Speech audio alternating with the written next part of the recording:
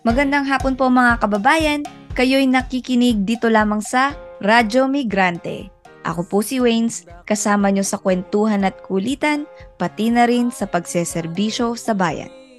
Good afternoon ho, ito po si Ems and super happy na magkakasama na naman tayo muli. Ako naman po si Julie, bumabati ng isang mapagpalayang tanghali sa inyong lahat, lalong-lalo na sa ating masisipag at masisikap na mga migranteng manggagawa sa bawat sulok ng mundo.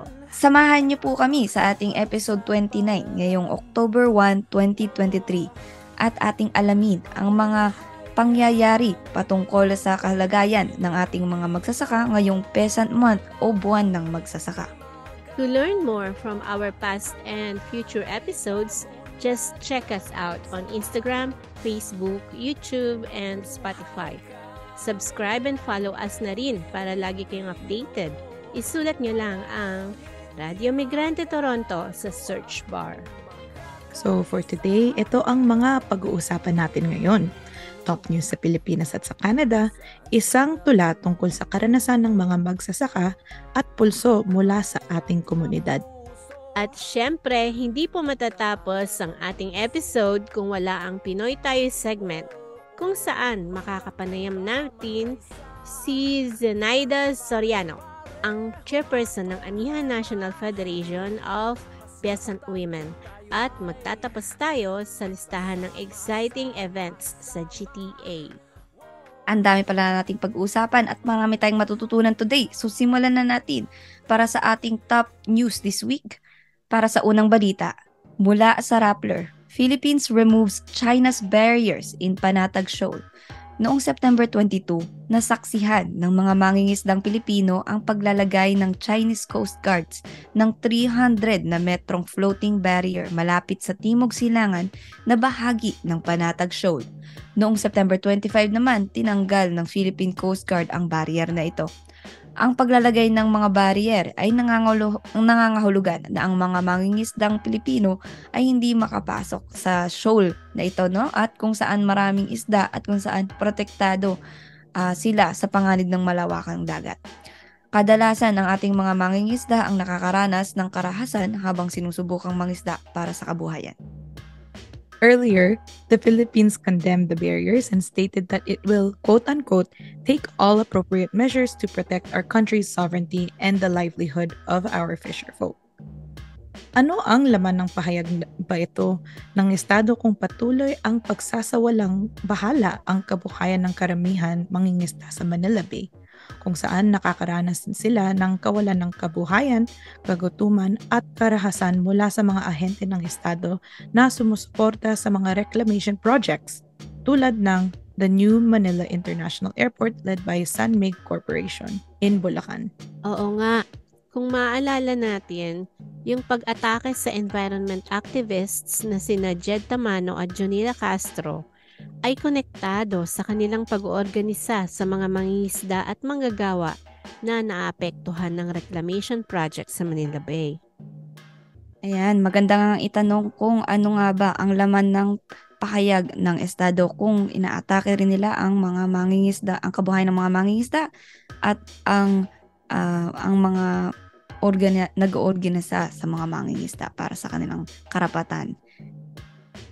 At para naman sa pangalawang balita, mula sa Philippine Star, Azurin intercepted in Canada, DFA confirms. Noong September 17, nabalitaang lumipad papuntang Canada ang former Philippine National Police Chief na si General Rodolfo Azurin Jr. para umano'y sunduin ang kanyang asawa. Kinumpirma ng Department of Foreign Affairs na na-intercept o kinuwestiyon si Azurin pagdating niya sa Langley Airport sa British Columbia. Anila, siya ay kinuwestiyon sa kanyang papel at kontribusyon sa war on drugs ng dating Pangulong Rodrigo Duterte. Naghihintay pa po tayo ng opisyal na pahayag mula sa Canadian Embassy patungkol sa nangyari. Pangatlong balita mula naman sa Bulatlat, peasant organizer abducted in Negros. Kinondena ng human rights group ng karapatan ang panibagong kaso ng pagdukot sa Negros Occidental. Ayon sa inisyal na ulat ng paghimutad, isang media outfit na nakabase sa Negros, dinukot ang 26 years old na peasant organizer na si Bea Lopez at ang tricycle driver na si Peter Agravante noong umaga ng September 15 sa Sipalay City. Patungo na umano sa barangay Gila Montia ang mga biktima nang harangin sila ng mga nakamaskara at armadong lalaki na sakay ng puting van at pilit na pinapasok ang dalawa sa sasakyan. Kinuha rin ang tricycle at ikinarga sa likod ng isang pick-up vehicle. Makalipas ang 2 araw noong September 17, natagpuan ang bangkay ni Agravante sa isang bangin sa barangay Nagboalao, Basay Negros Oriental. Nananawagan ng karapatan sa pag-surface kay Bea Lopez na kabilang sa pinakahuling biktima ng pagdukot sa ilalim ng administrasyon ni Ferdinand Marcos Jr. Ayon sa datos ng karapatan, mayroon 8 dokumentadong kaso ng sampilitan pagkawala sa ilalim ni Marcos Jr. Kinukondena ng karapatan ang dumaraming kaso ng pagdukot, sapilitang pagkawala at sapilitang pagsuko. Ito na ang pinakakilalang kaso ng paglabag sa karapatang pantao sa ilalim ng rehimeng Marcos Jr. So ang panawagan ng karapatan, ilitaw si Bea Lopez, hustisya para kay Peter Agravante. Ilitaw ang lahat ng mga desaparecidos, hustisya para sa lahat ng biktima ng extrajudicial killing. At para naman sa balita dito sa Canada, from CTV News, here's how governments across Canada fared when it came to poverty in 2023. Ang Food Banks Canada ay naglabas ng isang kauna-unahang uri ng report card kung paano nito tinutugunan ang kawalan ng seguridad sa pagkain at kahirapan. Ayon sa ulat na inilathala noong Tuesday, ang Canada sa pangkalahatan ay nakatatanggap ng D+ na grado para sa mga pagsisikap nito dahil sa mas dumaraming naghihirap kumpara noong nakaraang taon. Mas marami ang nagbabayad ng mahigit na 30% ng kanilang kita para sa kanilang rent. May malaki ang problema sa pag-access sa healthcare at dahil sa kakulangan sa suporta mula sa gobyerno at patuloy na pagtaas ng presyo ng gastusin. Nakatatanggap naman ng Canada ng gradong C- sa kanilang poverty measures. Kasama na rin dito ang unemployment rate, food insecurity rate at poverty rate. Para sa kabuuang report, bisitahin po ang website ng Food Banks Canada. Mga ilang update lang po mga karadmig, ayon sa mga mambabatas, hindi na raw makatatanggap ng confidential funds ang Vice President Sara Duterte at ang Department of Education next year dahil ililipat na lang daw ito sa intelligence funds sa ibang sektor. Ayon kay Attorney Nery Colmenares, quote, "While I agree with House leaders to delete the confidential and intelligence funds of civilian agencies, I disagree that it should be reallocated still as confidential and intelligence funds to other agencies.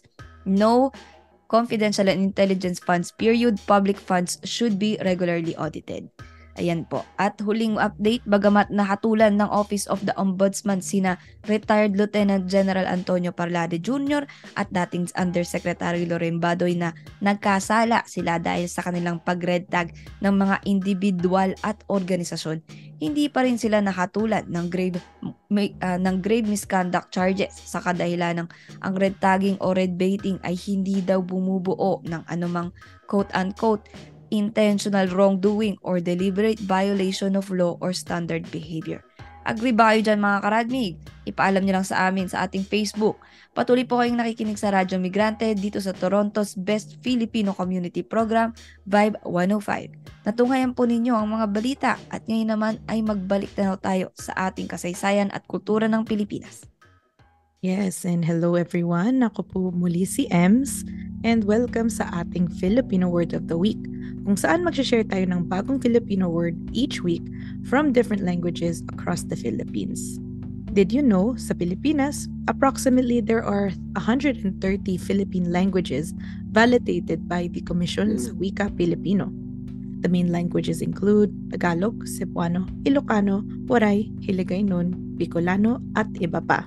At para sa commemoration ng buwan ng mga magsasaka, we bring you the Tagalog and Cebuano word ani, meaning harvest. So, mga ka-co-host, let's use it in a sentence, pero mauna muna ako ha.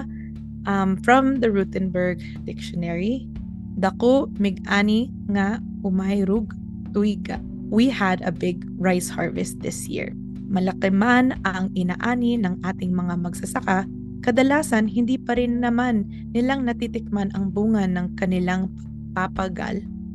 Ang mga ani ay ine-export sa ibang bansa, iniiwang nagugutom kadalasan ang mga magsasaka at ang kanilang pamilya, at nagtitiis ang taong bayan sa nakapamahal na presyo ng mga imported na bigas. Dahil ito sa pagiging export-oriented at import-dependent ang bansa, kung saan ang mga Panginoong may lupa ay pambansang burgesya ay nakikinabang sa mga ani ng ating mga magsasaka. Ibinebenta sa ibang bansa, pinubulsa ang tubo at iniiwang kumakalamkam ang tiyan ng mga taong bayan. Kaya't panawagan ng mga magbubukid at mamamayan ay quote-unquote palakisin ang lokal na produksyon, hindi importasyon. At quote-unquote sagot sa krisis sa pagkain, tunay na reforma sa lupa. From Liberacion Narvios Texon. Diyotay ang atong ani karon. Kaunti lang ang ani natin ngayon. Isa sa mga isyong kinakaharap ng mga magsasaka ay yung kakulangan sa suporta ng gobyerno, lalo na sa panahon ng mga natural na sakuna o mga panahong kaunti ang ani. Imbis na tulungan, kadalasan ay ito ang ginagawang oportunidad para mas ibaon pa sa utang ang mga magsasaka na kaunti na nga lang ang kinikita sa kanilang pagsasaka. Kaya't ang panawagan ng ating mga magsasaka, magkaroon ng pro-farmer programs mula sa Department of Agriculture na pinamumunuan ni President Marcos Jr. Ayun, at para naman sa huling sentence, ito po ay contribution ng isa sa ating mga tagapakinig para gamitin ang salitang ani. Umani ng malaking tagumpay ang isinagawang bungkalan ng mga magsasaka sa iba't ibang probinsya ng Pilipinas. Ano po yan, ginamit natin siya as a Tagalog word. Kasi mga karadnig, narinig nyo na ba yung salitang bungkalan? Ang bungkalan ay kolektibong pagsasaka ng mga manggagawang bukid at gamit nito, pinaninindigan nila ang kanilang karapatan sa lupa sa kabila ng mga banta sa kanilang buhay. Kaysa nakatiwangwang at tubuan ng damo, ginagamas nila ang lupa at tinataniman ng mga binhi upang mapakinabangan ng mas marami. Ayun. Kaya sa sentence na ito, ginamit ang salitang ani as hindi yung harvest mismo, kundi yung tagumpay. Inani nila yung tagumpay. Maraming salamat, Waynes at Tita Julie. At salamat sa inyo sa pakikinig. Join us again next week to learn another Filipino word. Talagang mag-tune in ang ating mga kababayan sa segment na ito dahil it's such a good way to expand our vocabulary at matuto na rin ng mga kaganapan sa ating bansa. Maraming salamat, Ems, at para sa susunod na segment, lumubog tayo sa ating kulturang Pilipino. Ngayon naman, para sa kulturang Pilipino, ako si Julie. Nais niyo bang makadiskubre ng mga makabuluhang kanta at tula mula sa iba't ibang musikero at makata? Ang segment na ito ay magsisilbing espasyo para sa iba't ibang pagtatanghal ng mga talento ng ating kababayang Pilipino. Sa linggong ito, hatid namin ang tulang Kababaihang Magbubukid na isinulat ng Amihan National Federation of Peasant Women. Kababaihang magbubukid. Kababaihan sa bukid, kalayaan ay makakamit. Sa walang humpay na hamon ng paglaya para sa buong uri. Aning bunga ng pagpapagal, hinambong ng may lupang Panginoon. Bawiin ang pangunahing lipiin. Pakikibaka sa lupa ang pagtatanggol sa bunga. Magsasakang lubog sa utang, sa estadong pabaya. Aning pinaghirapan, lalo pang mababarat. Angkat sa dayuhan, paglapag ay bagyo, dapat na labanan ng pagkae masiguro. Pasismo sa baryo, malawakang bumabalot. Misyon nito'y sa pamilya, pagwasak at takot. Asawa, ina, naging biyuda, tagaluksa, Kaya't ang panawagan at hiyaw ay hustisya. Anong masasabi niyo sa tula ng Amihan National Federation of Peasant Women? Talagang connected din yung narinig natin yung word of our word of the day. Sa linyang sinabi niyang aning pinaghirapan, lalo pang mababarat. Dahil nga sa dami ng patong-patong na bayarin para sa mga magsasaka, pati na yung nagtataas ang presyo ng gas, ng fertilizer, patubig, storage, transportation, lahat yan nagdadagdagang bayarin sa kanila. Kaya in the end, nababarat pa sila kahit na pinaghirapan nila yung pagsasaka. At sa katawan din nila, no, yung exhaustion na natatamo nila dahil sa hirap ng labor work ng pagsasaka. That is true. Dagdag pa dyan yung pasismo na kinakaharap ng mga pesante na palaging parang anino na nakatunghay sa kanila yung pasismo ng gobyerno. So dagdag pa doon yung pasismo ng gobyerno na laging kinatatakutan ng mga asawa at ina at ng mga kababaihan ng pesante. Yung mga asawa nila na dinudukot din dahil nagrereklamo. So kaya ang panawagan palagi ay hustisya para sa mga pesante. Muli, ako si Julie, lagi niyong maasahan na maghahandog ng makabuluhang musika, tula at marami pang iba na nagdidiwang ng kulturang Pilipino. Dito lang sa Radio Migrante, 105.5 FM. Yun, at sa ating pulsong segment, pakinggan natin ang mga saloobin ng ating mga kababayan na umattend ng March for the Land, Walk with Land Alliance noong September 27. And I call upon the rest of Canada. I call upon everybody, whether you're native or non-native, it doesn't matter. Anyone who loves the trees, clean air, rivers, those things, if you love nature, join our movement and let's say no to poor government.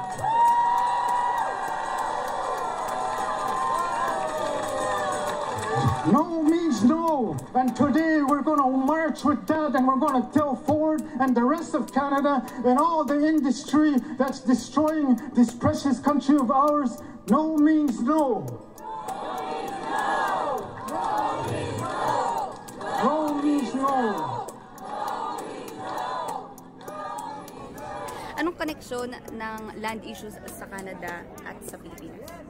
Unang-una, ang issue ng mga land issues sa Canada at sa Pilipinas, tulak ito ng tinatawag nating neoliberalization policies. Pangunahin na yung mga mining corporations, so walang pinagkaiba yung pagsasamantala ng mga naghaharing uri sa Canada at ganun din sa Pilipinas. Sa tulak ng imperialismo at mga batas tulad ng privatisasyon, deregulasyon at liberalisasyon, patuloy yung pangangamkam ng lupa, patuloy yung pangangamkam ng mga resources na dapat ay para sa mga kapatid dating katutubo, hindi lamang sa Pilipinas kundi sa pandaigdigang saklaw. Kaya ang nakikita natin ngayon ay ang malawak na pagkakaisa at suporta para sa mga indigenous communities na ipaglaban ang kanilang mga karapatan, ipaglaban ang kapaligiran at lahat ng pakikibakang ito ay magkaugnay dito sa Canada, sa Pilipinas at sa pandaigdigang saklaw. Wika nga ng isang kasabihan, we have a world to win. So, yun po. At ayan po ang ating pulso segment sa linggo nito. Maraming salamat sa mga nagbahagi ng kanilang karanasan. Patuloy po kayong nakikinig sa Radyo Migrante dito sa Toronto's Best Filipino Community Program, A Vibe 105. Huwag kayong aalis mga kababayan. Makakasama natin si Zenaida Soriano o Nanay Zen, ang chairperson ng Amihan National Federation of Peasant Women, at makakausap natin siya patungkol sa kalagayan ng mga magsasaka sa ating inang bayan. Mapakikinggan po natin yan after the break. Ayan, ako po ang inyong host, si Waynes, para sa ating Pinoy Tayo segment o Pinoy Talakayan at Usapan. Dito natin mapakikinggan ang talambuhay ng ating mga kababayan na migrant workers, international students at iba pa. Halina't pakinggan natin ang fresh na perspectives ng ating mga kababayang Pilipino. Kasama natin ngayon si Zenaida Soriano, ang chairperson ng Amihan National Federation of Peasant Women. Welcome po sa Radyo Migrante, Nanay Zen. We're so happy to have you here with us today. Pakibati na lang po ang ating listeners at ipakilala niyo na rin po ang inyong sarili. So, magandang gabi sa lahat ng mga nakikinig at nakakapanood ng inyong programa yan sa Radyo Migrante. Kung sa lahat ng naaabot ng inyong network. Ako si Nanay Zen Soriano ng Amihan National Federation of Peasant Women. Ako yung national chairperson. Bali, ito matanda na, 70 years old na. Pero kailangan pa rin nating talagang makibaka dahil talaga namang susun yung problema ng ating bansa. Ayun, maaari niyo po bang sa kwento lang po ng kaunti kung ano po ba ang Amihan na grupo ninyo? Oo.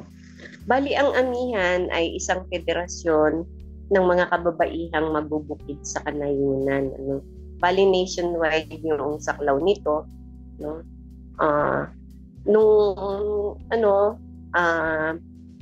Umabot kami mayroon kaming mga chapters sa Mindanao, sa Visayas at sa Luzon. Umabot ng nasa 34 na chapters, mga provincial at saka regional na chapters at saka municipal. Kaya lang ngayon, siyempre, nanahimik yung karamihan ng ating mga miyembro sa kanayunan dahil nga sa yung patakaran ngayon ng gobyerno na yung yung anti-terror law simula nitong panahon ni Duterte na kung saan ay sinimulan yung yung EO 70 at saka yung MO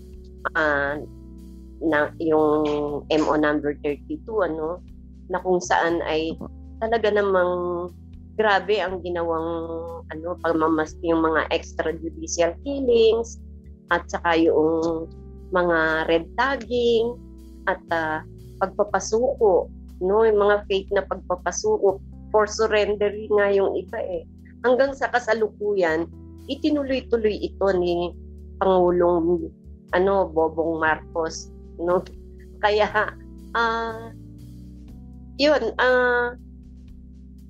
yung problema ng mga magsasaka natin hanggang sa kasalukuyan ay nananatili pa rin tayo na atrasado, at saka yung hindi talaga maunlad ang ating agrikultura. Sa katunayan, isa tayong agricultural na bansa, pero nananatili tayo ngayon ay number 1 importer tayo ng bigas. Ito pa naman yung pangunahing pagkain natin. Kaya nakakalungkot talaga na kayang-kaya naman na tugunan ng mga magsasaka yung pangangailangan natin sa butil na pagkain kung tutuusin, dahil kung may political will lang ang gobyerno talaga na tulungan ang mga magsasaka para paunlarin yung ating mga sakahan at saka yung agrikultura. Pero ang nangyari nga, ang mga sunod-sunod na batas na ipinatupad sa reforma sa lupa at gayon din yung mga pagpasok natin sa mga neoliberal na pulisiya na pinasok ng gobyerno simula nang pumasok tayo sa WTO, talaga namang lampas-lampasan yung kanilang mga pagpapatupad kahit wala na doon sa hindi naman yun yung laman ng batas, talagang pasobra at puro sa interes ng mga dayuhan at hindi sa interes ng mga mamamayang Pilipino at lalong-lalo na ng mga magsasaka, ng mga mangingisda, ng mga katutubo, at ng mga manggagawang agrikultural. Bali sa amin, sinasabi natin na pisante ay yung sinasaklaw nito yung sinabi ko nga na mga magsasaka, mga manggagawang agrikultural, at saka ito yung mga nasa plantasyon at saka yung mga magsasaka na nasa plantasyon at saka mga hacienda, at yung mga katutubo, dahil sila naman ay mga magsasaka rin naman talaga, at ang mga mangingisda dahil panapanahon ay rin naman sila, nasa agriculture naman talaga yung pangisdaan, at saka ang mga mangingisda sa kanayunan ay panapanahon ay nagsasaka rin. Kaya ganun nating kinakategorya. Kaya kami bilang Federation of Peasant Women, yung may mga miyembro kami na ng mga mangingisda, mga katutubo doon sa mga lugar na hindi pa na-organisa ng mga sektor nila, Kaya tulungan lang naman, pare-pareho lang naman din yung ating ipinaglalaban, yung tunay na reforma sa lupa na hanggang sa kasalukuyan ay hindi pa rin talaga nakakamit ng mga magsasaka. Malawak po pala ang saklaw ng amihan. Oo nga po. So ang tema po, Nanay Zen, ng ating episode ngayong linggo ay pagdiriwang ng buwan ng magsasaka. Ngayong buwan ng Oktubre, ang mga magsasaka ay isa sa mga pinakamahalagang manggagawa sa ating lipunan. Ano po bang kalagayan ng ating mga magsasaka sa ilalim ng unang taon na pamumuno ni Marcos Jr. bilang Pangulo at Head of Department of Agriculture? Oo. Bali, ngayong Oktubre din, sa October 15 ay World Rural Women's Day, Tapos October 16 ay World Food Day na mga itinakda ng United Nations 'yan, At tapos nga 'yon, yung peasant peasant month natin kino-consider itong buong Oktubre, Pero kaya napakahalaga talaga nitong Oktubre na ito. Pero yun, ang nangyayari nga sa ilalim ni Pangulong Bongbong Marcos ay ipinagpatuloy lang niya yung mga dati ng patakaran. At lalo na ngayon na gusto pa niyang buhayin yung legasiya ng kanyang tatay. Nakakatawa nga ipinagmamalaki nila, akala nila tagumpay yung Masagana 99, talaga namang hindi naman umunlad yung ating mga magsasaka doon sa Masagana 99 na yun, kung hindi inilubog sa utang at nalubog sa maraming paghihirap at kagutuman ang mga magsasaka dahil doon sa land reform program na ito. Dahil yung PD 27 na ipinatupad ng tatay niya hindi naman din talaga nakalitas doon sa kawalan ng lupa ng mga magsasaka hanggang sa yung mga iba pang sumunod na land reform program. Tapos ayun, gusto niyang buhayin ngayon yung Masagana 99, Masagana 150 na raw o kaya Masagana 200. Ibig sabihin ang sinasabi niya, sa isang hektaryang lupa daw ay aani ang mga magsasaka ng 150 kabans na palay, Kung nung panahon ni Marcos ay 99 na kaban, bigo naman yun, hindi naman nangyari yun, pagkus ay nasira yung ating mga kalupaan. At ito din yung naging simula ng mga land use conversions, na kung titingnan natin, yung maraming mga dating mga palayan ay siya yung mga ginawang mga subdivisions na ngayon, Kaya lumiit na ng lumiit yung ating mga lupaing agrikultural. bagamat yung dumami naman yung mga plantasyon na kung saan ay mga multinational corporations at saka yung mga ilang mga mayayamang negosyante dito sa ating bansa yung nakikinabang, no? At yun, dito sa Masagana 150 na kanyang pinapangarap na mangyayari ay tambak-tambak na naman para mahikayat yung mga magsasaka ay nagbibigay sila ng libreng binhi. Ganun din naman noong Masagana 99 May libreng binhi muna, pagkatapos ay meron ding 2 sakong pataba, merong ilang pestisidyo at mga herbisidyo at mga ilang pang pangangailangan.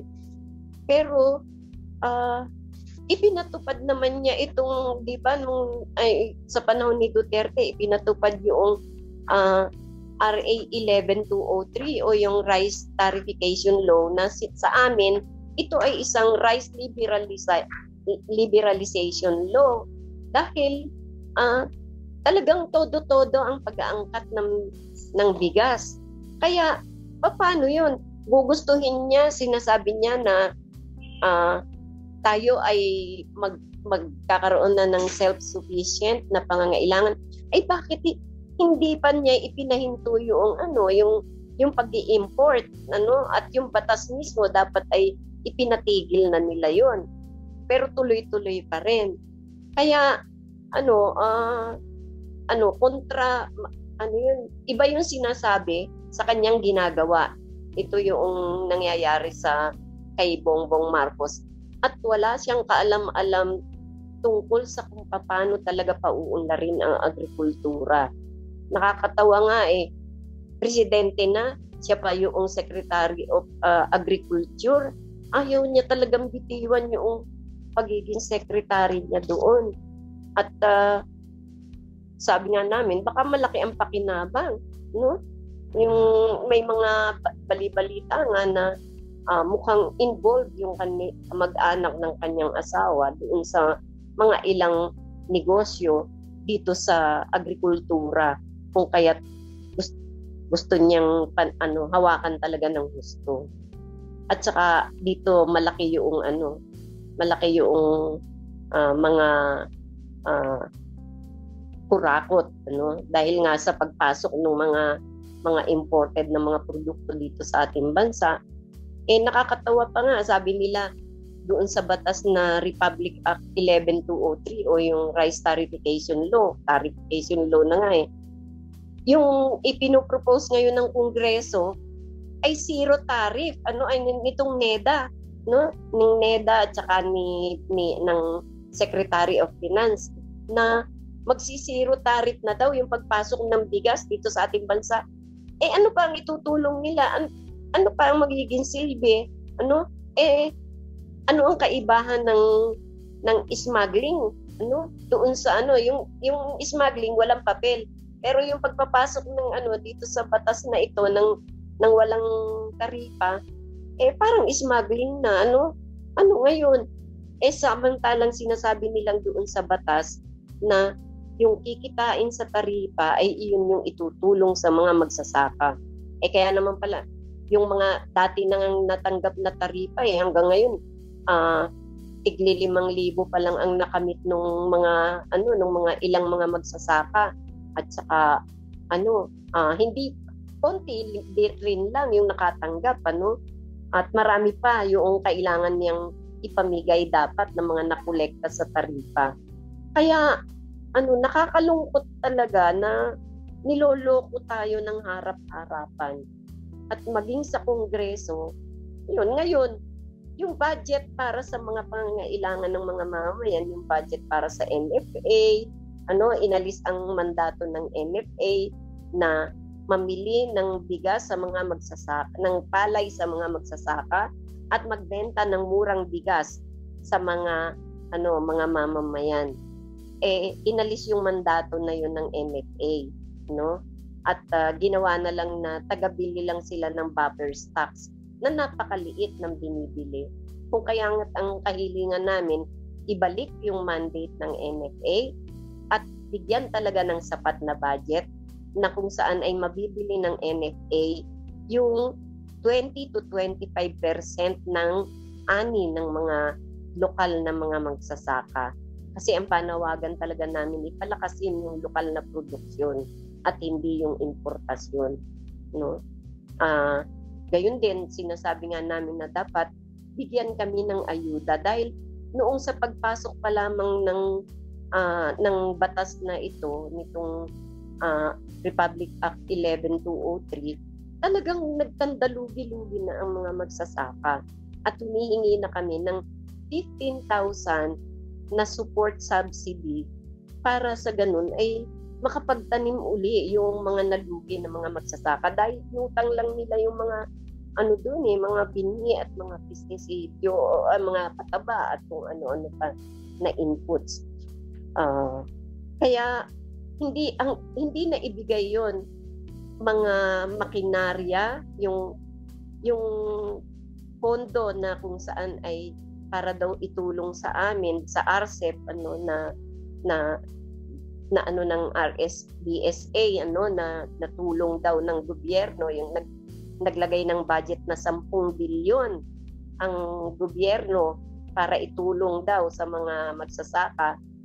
10 bilyon napunta sa PhilMec, no, yung pambili ng mga malalaking traktora, no, at gayon ang 3 bilyon ay napunta sa PhilRice para sa mga binhi, no, at yung 1 milyon ay para sa TESDA, para daw sa mga training, at yung 1 milyon ay para doon sa mga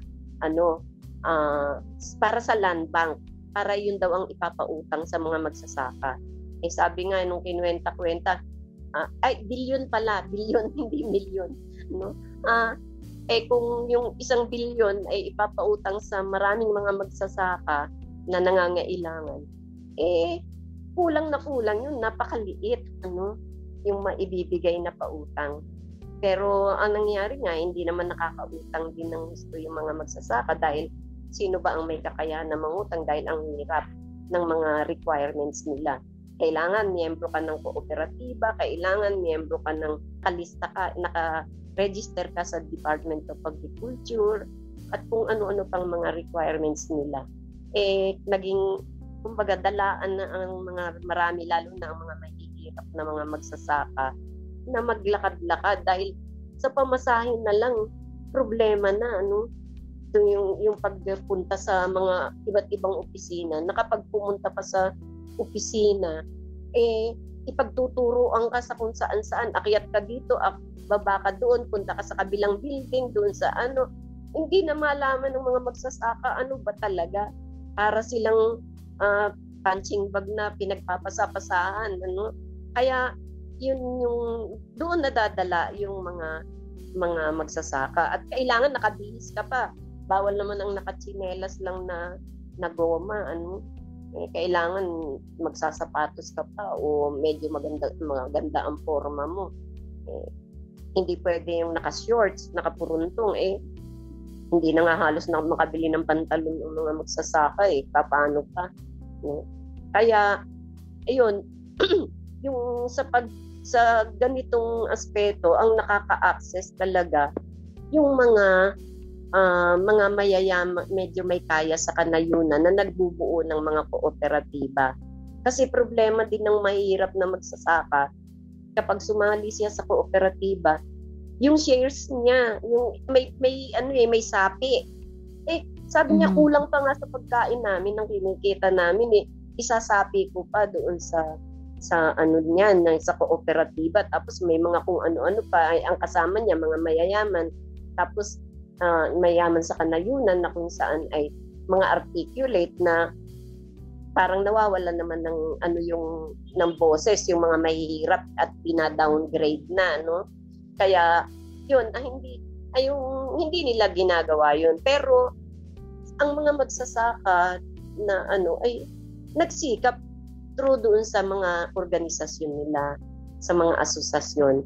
Kasi bagamat nung sinira ng masagana 99 yung mga mga bayanihan ng mga magsasaka, yung tulungan talaga, yung kooperasyon, dahil nga sa yung nung panahon na yon ay minilitarize yung mga organized forces, kapag kayo ay humihiling ng inyong mga karapatan, hindi daw yun normal, na marunong ka ng mga tuwira, na yung mga magsasaka ay natututo, sasabihin nila mga gawaing na yan, NPA yan, tinuturuan kayo na lumaban, ganyan.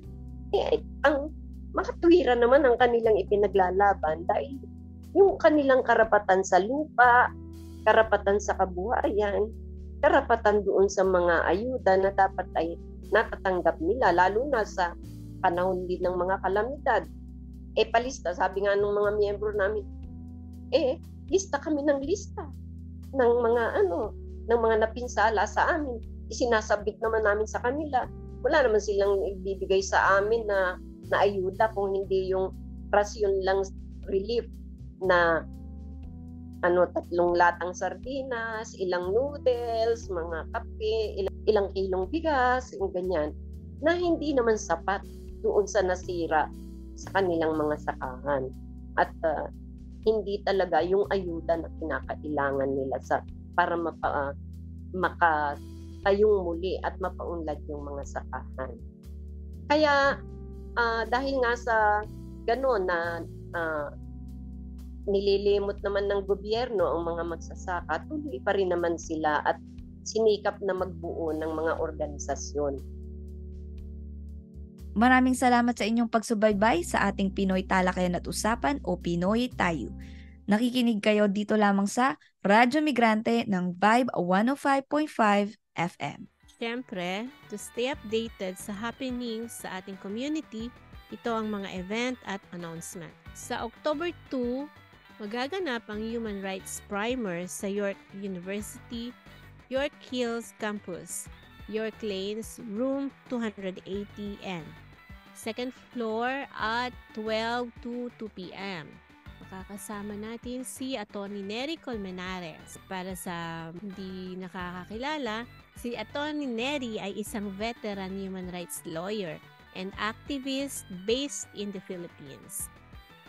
He will speak about human rights issues and other concerns of the Filipino community. For more information, you can send an email sa malayamovementcanada@gmail.com. Kita-kits dyan. Nandyan din kami. Sa October 7 naman, Sabado, mula 12 hanggang 6 p.m. sa St. Jamestown, magkakaroon ng yard sale fundraiser ang Anakbayan Toronto. Bumisita po dito para sa mumurahing mga damit at gamit at para na rin makakwentuhan ang mga kabataang Pilipino. Magkita-kita din po tayo dyan. Salamat, Tita Julie. At interesado ba po kayo na maging bahagi ng Radyo Migrante? Halina't sumali sa Radyo Migrante Collective. There are open positions for new researchers, scriptwriters, interviewers, co-hosts, editors, and social media coordinators. Message nyo lang kami sa aming Instagram, Facebook, or email. Mahanap nyo kami sa Radyo Migrante o Radyo Migrante Toronto. At dito nagtatapos ang isa na namang makabuluhang episode ng Radyo Migrante. Ipagpapatuloy natin ito next week kung saan susuriin pa nating mas mabuti ang sitwasyon ng mga magsasaka sa ating bansa. Can't wait na magkwentuhan tayo muli. Sana po ay marami kayong natutunan sa isang oras na pinagsaluhan natin. Please be kind to yourself and enjoy the rest of your day. Dahil bukas ay simula na naman ang hindi maiiwasang pagbabanat ng buto at ng patuloy na pakikipagsapalaran para sa ating mga mahal sa buhay na umaasa sa atin. Padayon mga karadmig para sa progresibong politika at pagbabago. Sa tulong ng mga kababayan natin na bumubuo ng Radyo Migrante, kay Zenaida Soriano, Nanay Zen, ang chairperson ng Amihan National Federation of Peasant Women, kay Carl Ramirez para sa kanyang kantang Migranteng Pilipino. At higit sa lahat sa inyo pong mga nakikinig sa Radyo Migrante tuwing linggo mula 1:00 hanggang 2:00 ng hapon. Maraming salamat po. Hanggang sa susunod mga kababayan, muli, mabuhay po kayo at mabuhay ang bayang Pilipinas!